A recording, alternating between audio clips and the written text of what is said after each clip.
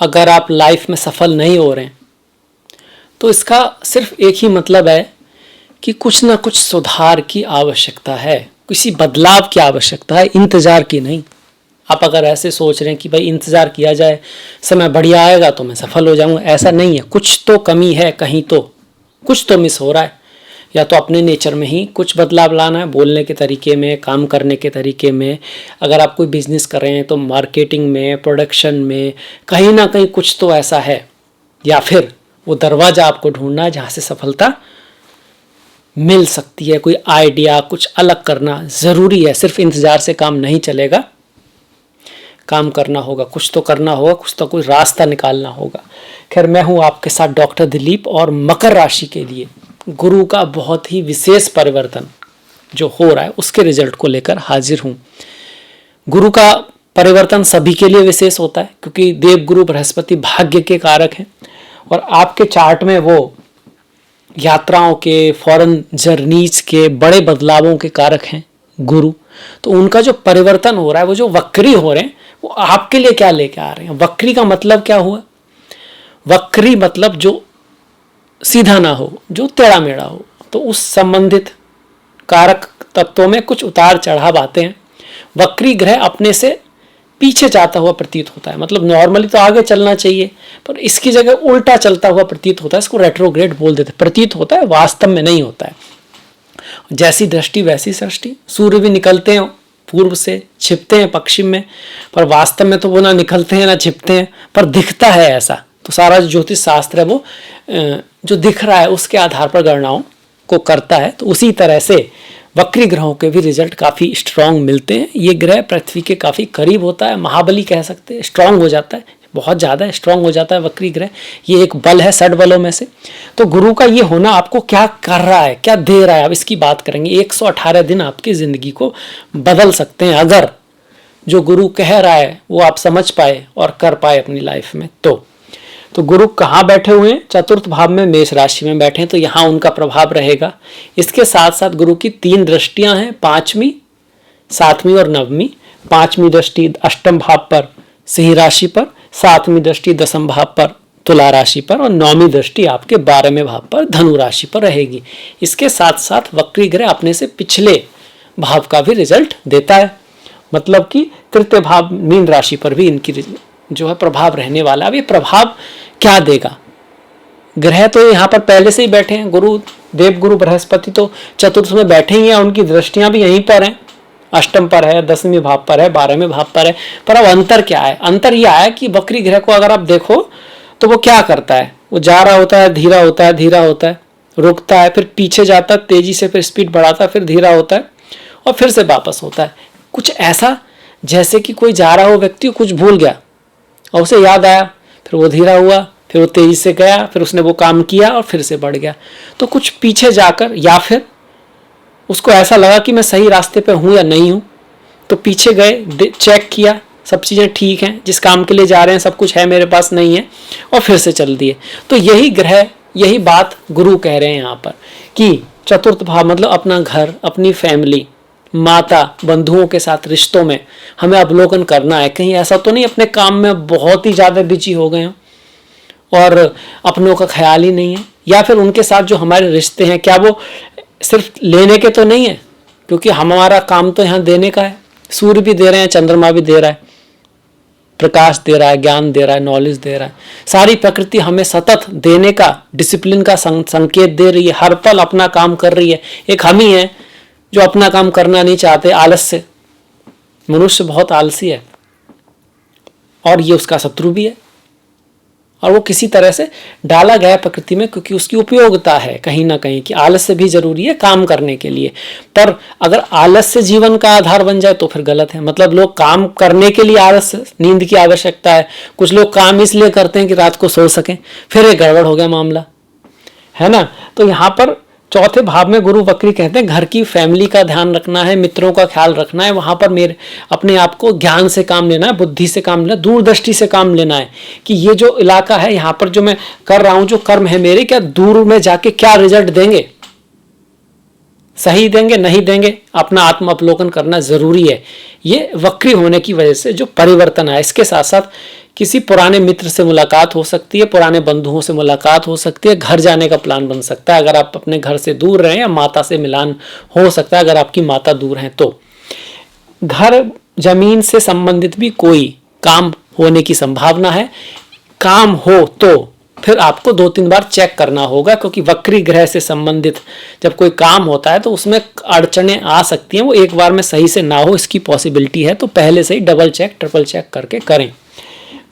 जो उनकी पंचम दृष्टि है, जो आपके अष्टम भाव पर है, जो इनहेरिटेंस को जोड़ा दिखाती है, क्रॉनिक डिजीज को दिखाती है, गड्ढों को दिखाती है, गड्ढा बोलते हैं अष्टम भाव को, आयु को दिखाती है, आपके इन लॉज को दिखाती है, सास ससुर को दिखाती है, किसी चीज में गहरे जाकर रिसर्च करना भी यही दिखाती है, पतन को दिखाती है,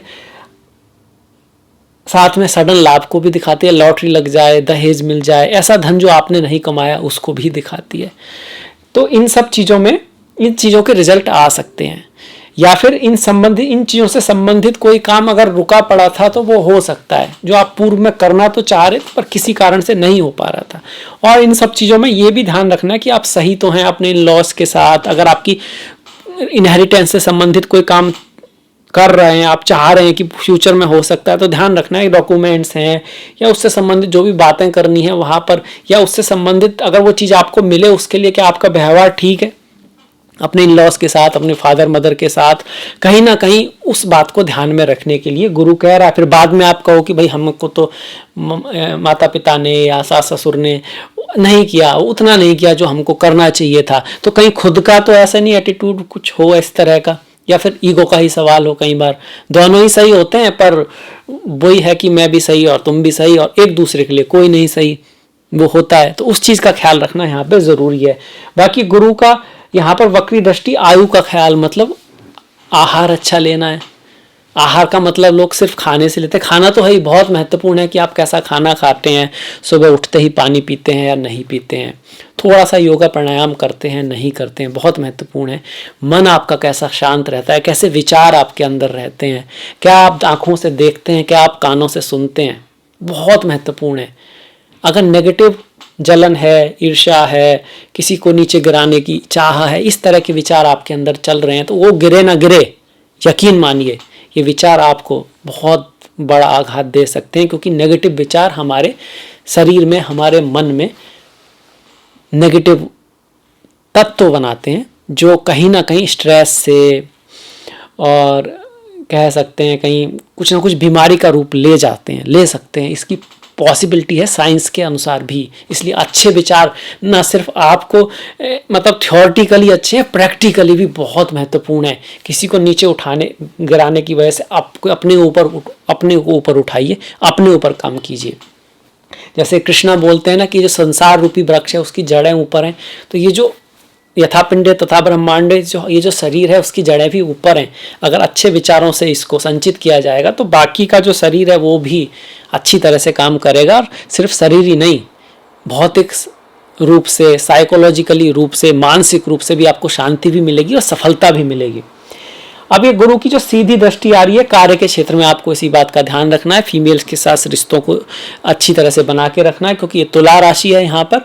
और इसके साथ साथ अपने बॉस के साथ, गुरुओं के साथ, अपनों से बड़ों के साथ रिश्तों को ध्यान में रखने की आवश्यकता है कि आप क्या उनकी रेस्पेक्ट कर रहे हैं, इज्जत उनको दे रहे हैं या नहीं दे रहे हैं, या सिर्फ आप डिमांड कर रहे हैं और कर कुछ नहीं रहे हैं। उतना नहीं कर रहे हैं जितना आपको करना चाहिए।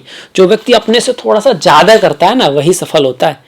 और कहते हैं कि 80% लोग अपने से थोड़ा सा ज़्यादा तो दूर, आधा भी नहीं करते। उम्मीद जरूर करते हैं कि रिजल्ट आए, पर अपनी तरफ से नहीं कर रहे हैं, बहाने बना रहे हैं, ऐसा दिखा रहे हैं पर रियल में नहीं कर रहे हैं, तो रिजल्ट भी रियल में नहीं आएंगे। इसके बाद गुरु की जो लास्ट दृष्टि है वो फॉरेन लैंड पे आ रही है, विदेश पे आ रही है। यात्रा हो सकती है, ट्रैवल हो सकता है, खर्चा वगैरह हो सकता है, धर्म यात्रा हो सकती है, धर्म से संबंधित कोई यात्रा हो सकती है। इस चीज़ को गुरु बिल्कुल दिखा रहे हैं। माता के ऊपर कुछ खर्च हो सकता है, इस चीज़ को दिखा रहे हैं। ये बहुत अच्छी बात है। माता पर, मदरलैंड पर अपनों के लिए दान वगैरह आप कैसा कर रहे हैं, कर भी रहे हैं या नहीं कर रहे हैं। अमावस्या है, संक्रांति है, पूर्णिमा है, इन दिन कुछ मन से, प्रेम से, लगन से, मतलब स्वतः कोई दान किया जाए तो बहुत अच्छी बात है। जैसे किसी को देख के दया आ जाती है ना, तो फिर आप ये नहीं सोचते कि भाई मैं इसकी हेल्प करूं या ना करूं, मेरे पास एक रोटी आधी से दे दूंगा तो मैं क्या खाऊंगा। दया जब आती है तो आप उसको दे भी देते हैं और खुश भी होते हैं। तो वही दान होता है, वही हेल्प होती है जो दिल से आए। तो वहाँ भी अपने आप को चेक करना है, कहीं भौतिक संसार में इतने भौतिक तो नहीं हो गए कि दया, किसी की हेल्प करना, ये गुण ही चले गए हों और सिर्फ रेमेडी के लिए कर रहे हो। तो वहाँ ध्यान देने की आवश्यकता भी, अध्यात्म की तरफ भी ध्यान देना है कि आप चीज़ों से भाग तो नहीं रहे हैं। भागने के तरीके बहुत होते हैं, बहाने बना लेते हैं। एडिक्शन भी एक तरीका है उनमें से, भागते हैं लोग। तो किसी चीज़ में जब जाते हैं तो वो सोच चली जाती है, तो वो भागने का एक तरीका है। कुछ लोग संन्यास ले लेते हैं ईश्वर को पाने के लिए नहीं, भागने के लिए। तो वो भी एक गलत तरीका है। तो समझना है कि भाई क्या ये भाव एक्टिव हो सकता है, इस चीज़ को दिखा रहे हैं। कोई पुरानी यात्रा, कोई पुराना जाने का, आपका किससे मिलने का, कोई बड़े गुरु, कोई इस तरह का व्यक्ति जो आपको कुछ ज्ञान दे सके, उससे मिलने की कोई भावना आप में चल रही थी और नहीं हो पा रही थी, वो हो सकता है। कोई नॉलेज ली जा सकती है, इस चीज़ को भी गुरु दिखा रहे हैं। और तृतीय भाव आपके छोटे भाई बहनों का आपकी लाइफ में कुछ इंपॉर्टेंस बढ़ने वाला है। आप कुछ करना चाह रहे थे, कोई हॉबी, कोई रिस्क लेना चाह रहे थे, कुछ नई चीज़ करना चाह रहे थे पर नहीं कर पा रहे थे पहले, तो वो पॉसिबिलिटी हो सकती। पहले ऑलरेडी जिसका प्लान था, कोई पुराने फ्रेंड्स वगैरह से भी आपकी मुलाकात हो सकती है। और ये भी दिखा रहा है कि आपका जो कम्युनिकेशन का तरीका है, आपका जो कार्य करने का तरीका है, उसमें थोड़ा सुधार लाने की आवश्यकता शायद है। ध्यान दीजिए, अगर दोगे तो भाग्य चमकेगा। मैं अब इस वीडियो को विराम दूंगा। मुझे आशा है कि इस वीडियो आपको पसंद आएगा, अच्छा लगेगा, आप इसको जीवन में उतारेंगे, इससे आपकी कोई हेल्प भी होगी। और आप शेयर करिएगा प्लीज़, जिसको आप कर सकते हैं। नेक्स्ट वीडियो तक आप अपना भी ख्याल रखें, अपनों का ख्याल रखें, सभी का ख्याल रखें। कुछ अच्छा नया बढ़िया देखते रहें, सीखते रहें, सुनते रहें। नेक्स्ट मुलाकात तक सभी को नमस्कार, धन्यवाद।